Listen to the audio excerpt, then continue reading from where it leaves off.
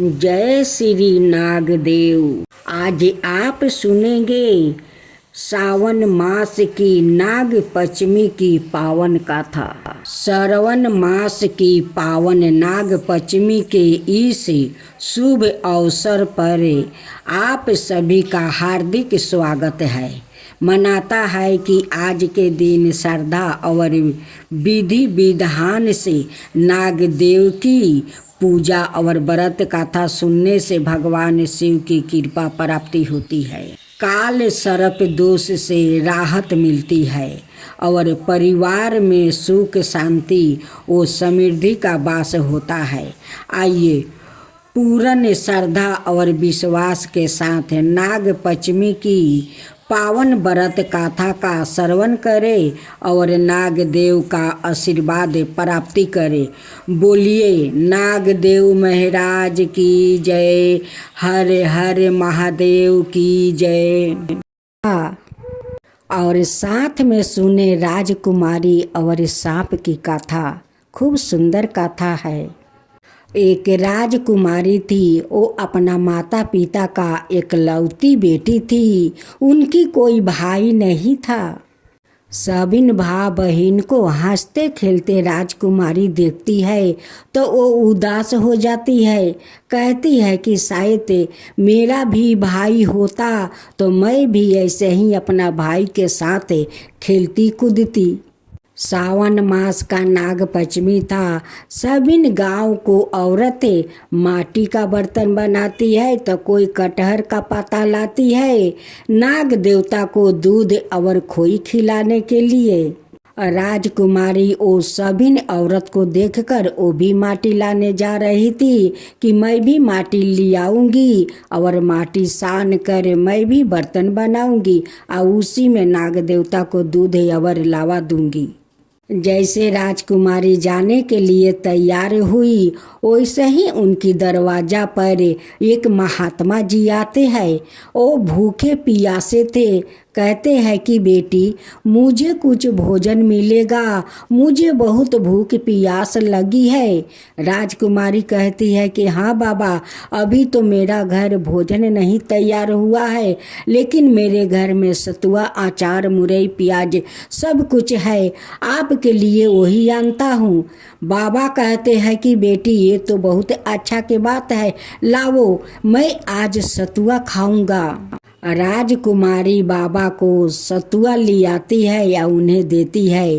बाबा अपना हाथ से सतुआ सानते हैं, सतुआ खाते हैं और एक प्रिया सतुआ राजकुमारी को कहते हैं कि बेटी तुम ये सतुआ खाएगी। राजकुमारी कोई भेदभाव नहीं रखती थी। वो कहती है कि हाँ बाबा मैं सतुआ खा लूँगी, आप दीजिए। राजकुमारी बाबा का दिए हुए सतुआ का पिंड खा लेती है। बाबा तो चले जाते हैं। राजकुमारी सतुआ खाकर वो माटी लाती है, माटी को बर्तन बनाती है और उसका बाद वाला दिन सभी औरत लोग दूध लावा नाग देवता को पिला रहे थे, खिला रहे थे। राजकुमारी भी लावा और दूध नाग देवता को खिलाई पिलाई। जब नाग देवता को दूध चढ़ा कर आई, अपना हथेली देखती है तो एक हथेली में उनकी एक फफोला है। उस फफोला में एक सांप का बच्चा पल रहा था। राजकुमारी अपने हथेली के फफोला देखती है, उसका अंदर सांप का बच्चा देखती है। कहती है कि ये कैसा अद्भुत है कि मेरे हथेली के अंदर फफोला है, फफोले में सांप पल रहा है, ये कैसा अद्भुत बात है।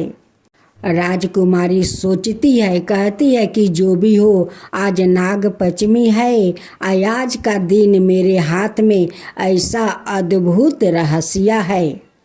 इस रहस्य को तो मैं किसी को नहीं बताऊंगी। अगर बता देती हूँ तो कोई मेरे फफोलों को फटाकर और उस सांप का बच्चा को मार देगा।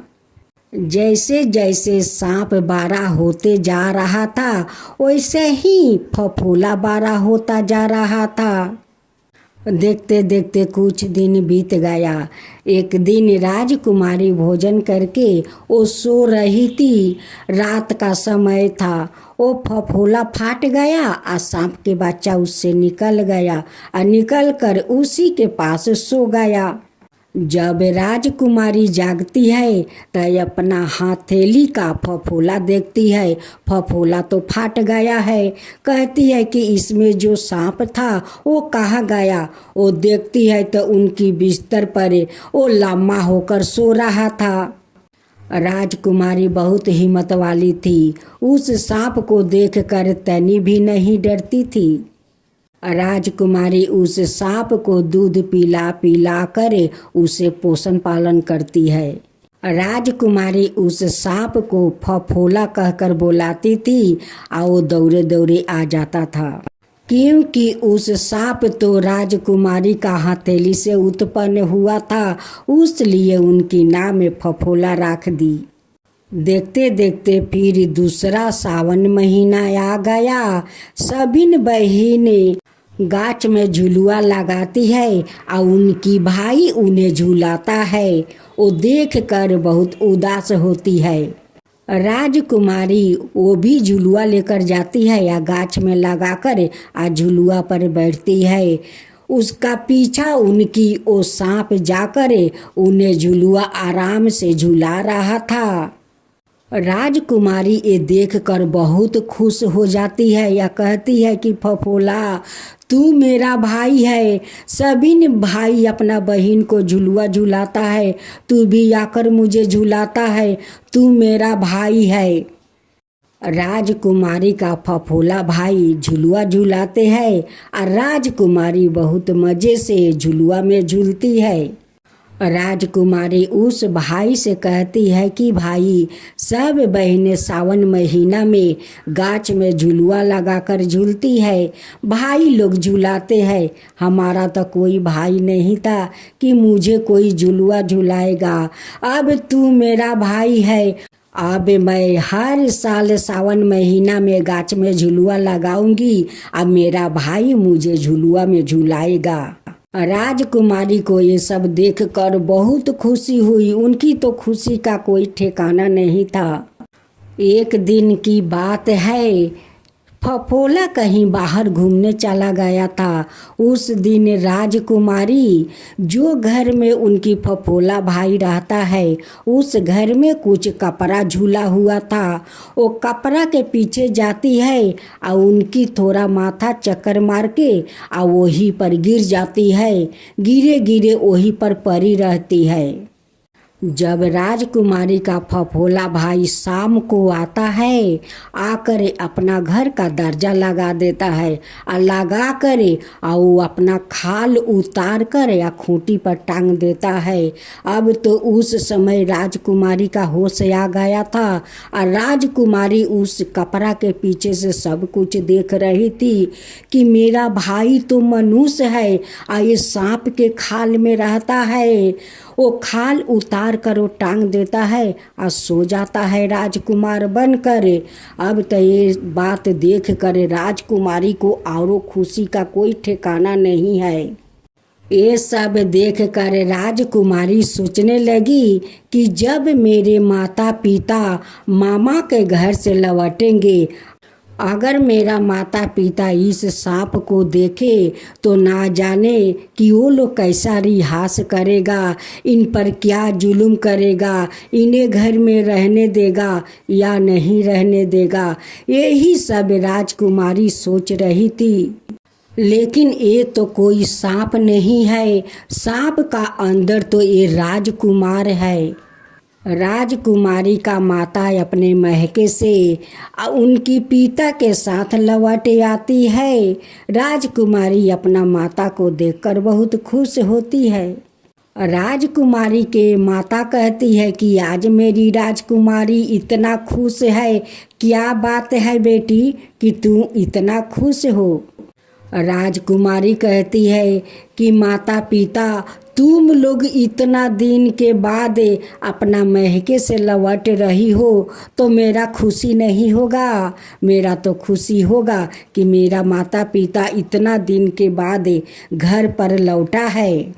राजकुमारी सोचती है कि इस सांप का रहस्य अपना माता पिता से बता देना चाहिए, ये छुपाना ठीक नहीं होगा। उनकी माँ कहती है कि राजकुमारी सब कुछ ठीक ठाक है, तो राजकुमारी कहती है कि हाँ माता, सब कुछ ठीक है। राजकुमारी अपना माता से कहती है कि माता, मैं अगर कोई अद्भुत ऐसा बात बताऊं तो उस बात को सुनकर तुम खुश होगी या दुखी। माता कहती है कि राजकुमारी, अगर खुशी की बात होगा तो मैं तो खुश तो होंगी। क्या बात है बेटी, बताओ कि मैं खुश नहीं होगी। राजकुमारी सारा कहानी अपना माँ को कहती है कि माँ, नाग पंचमी के दिन एक महात्मा आए थे। वो भूखे प्यासे थे, घर में अभी तक भोजन तैयार नहीं हुआ था। वो भोजन मांगा तो मैं उन्हें सतुआ या चार मुरई पिया सब कुछ दिया। बाबा तो सतुआ खाए, लेकिन एक पिरिया सतुआ मुझे दिया। मैं सतुआ को खा लिया। आज जब नाग पंचमी के दिन रात में अपना हथेली में देखता हूँ तो मेरे हाथ में एक फफोला हो गया था और उस फफोला में एक सांप का बच्चा पल रहा था। वो सांप आज बहुत बड़ा हो गया है। माता, वो सांप कोई सांप नहीं है, वो तो राजकुमार है। सांप का अंदर सांप का खाल में सारा दिन रहता है और जब रात को घर में सोने जाता है तो जानती हो माँ, वो अपना खाल उतार कर खूंटी में टांग देता है और वो राजकुमार 12 बरस के बनकर वो सो जाता है। माँ जानती हो, सावन के झूले में सब लोग झुलुआ झूलते हैं, भाई उनके झुलाते हैं। मैं जब जाकर झुलुआ लगाती हूँ तो वो जाकर मुझे झुलाता है। उससे तो मुझे डर भी नहीं लगता है और उसका नाम मैं फफोला रखा है। वो फफोला कहकर बुलाती हूँ, वो दौड़े दौड़े आते हैं। राजकुमारी का माता कहती है कि बेटी, ये सब रहस्य तुझे कैसे पता। राजकुमारी कहती है कि माता, फफोला तो दिन भर बाहर रहता है, वो शाम को आकर अपना खाल उतार कर सो जाता है। ये रहस्य मुझे तब पता चला कि उनकी घर में गई थी। अब मेरा अचानक माथा घूरकर उस कपड़ा के पीछे गिर गई थी। वो शाम हो गया, शाम के पहरे आया तो देखती हूँ, तभी तक तो मेरा होश आ गया था। देखती हूँ कि वो सांप का खाल उतार कर खूंटी में टांग देता है और वो 12 बरस का लड़का बनकर वो बिछौना में सो जाता है। राजकुमारी के माँ कहती है कि बेटी, ये तो बहुत बड़ा नाग देवता का चमत्कार है। जो तुम्हें सतुआ खिलाया था वो कोई मामूली महात्मा नहीं था, वही नाग देवता था कि महात्मा के भेष में आकर तुम्हें सतुआ खिला गया और तुम्हारा हथेली में फफोला हो गया और उस फफोला में सांप उत्पन्न हुआ। तुम हमेशा भाई भाई करती रहती हो ना, उसलिए नाग देवता तुम्हारे हाथ में उस फफोला में सांप का रूप में तुम्हें भाई दिया है। राजकुमारी का पिता से उनकी माँ सारे बात बता देती है और कहती है कि इस राजकुमार को हम लोग सांप के खाल से कैसे निकालूं, इसका बारे में हम लोग के सोचना होगा। राजकुमारी का पिताजी कहते हैं कि बेटी, ये तुम्हारा भाई कैसे हुआ। ये सांप तो तुम्हारा हथेली से उत्पन्न हुआ है, तो इसलिए वो तुम्हारा पति का रूप में माना जाएगा और वो तुम्हारा पति होगा बेटी। उनकी माता भी कहती है कि बेटी, आपका पिताजी ठीक कह रहे हैं, वो तुम्हारा हथेली से उत्पन्न हुआ है तो वो तुम्हारा पति का रूप में हुआ है। अगर वो मेरा हथेली से उत्पन्न होता तब जाकर तुम्हारा वो भाई होता। राजकुमारी का माता पिता के आने के बारे में फफोला का कुछ अभी पता नहीं था। उनकी माँ उन्हीं का घर में जाकर एक कोना में छुप जाती है और उनकी पिता बाहर अग्नि कुंड लगाकर बैठा था कि जब वो आकर खाल उतार कर सो जाएगा तो तुम उस खाल को उतार कर आस्ते बाहर निकल जाना, इस अग्नि कुंड में जला देना। उनकी माँ उसी कपड़ा के पीछे जाकर छुप जाती है। जब फफोला रात को आता है, खाल उतार कर उस खूंटी में टांग कर वो सो जाता है। उनकी माँ आस्ते देखन उठ कर खूंटी से खाल उतार लेती है और उतार कर बाहर निकल आती है और उस अग्निकुंड में उस खाल को जला देती है। अब तो राजकुमार सुबह उठा तो खाल देखता है उस खूंटी में नहीं है। अब तो वो घर से नहीं निकलता है। कहता है कि मैं कैसे घर से निकलूं, मेरा खाल तो गायब है। राजकुमारी जाकर दरवाज़ा खटखटाती है कि फफोला उठो, फफोला उठो। अब क्या करे राजकुमार को तो घर से बाहर निकलना पड़ा। राजकुमारी का माता पिता कहते हैं कि देखो राजकुमारी, तुम तो एक नाग देवता का दिए हुए प्रसाद हो। नाग पंचमी का दिन मेरे बेटी के हथेली के फफोले में तुम्हारा उत्पन्न हुआ है। वो तुम्हें आदर भाव करती है, सेवा करती है, इसलिए तुम मेरे बेटी के साथ विवाह कर लो राजकुमार। इतना दिन से तो मेरी बेटी आपको भाई मानती है, आपको फफोला कहकर पुकारती है, लेकिन ये कैसे संभव है? आप तो मेरी बेटी के हथेली से उत्पन्न हुआ है, आप कैसे उनकी भाई बन सकते हैं? आप तो उनकी साथी बन सकते हो। जिस अग्निकुंड में उनकी माता ने उनकी खाल जला दिया था, उसी अग्निकुंड में वो दोनों 7 फेरे लेकर दोनों विवाह संपन्न करते हैं। उनकी माता पिता फफोला नाम हटाकर नाग राजकुमार नाम देते हैं, क्योंकि नाग पंचमी के दिन उनकी उत्पन्न हुआ था, उसलिए नाग राजकुमार के नाम से जाना जाएगा। तो साथियों, यही नाग पंचमी का कहानी है। अगर हमारा कहानी आप लोग का अच्छा लगे हो तो मेरे वीडियो को लाइक कीजिए और चैनल को सब्सक्राइब कीजिए।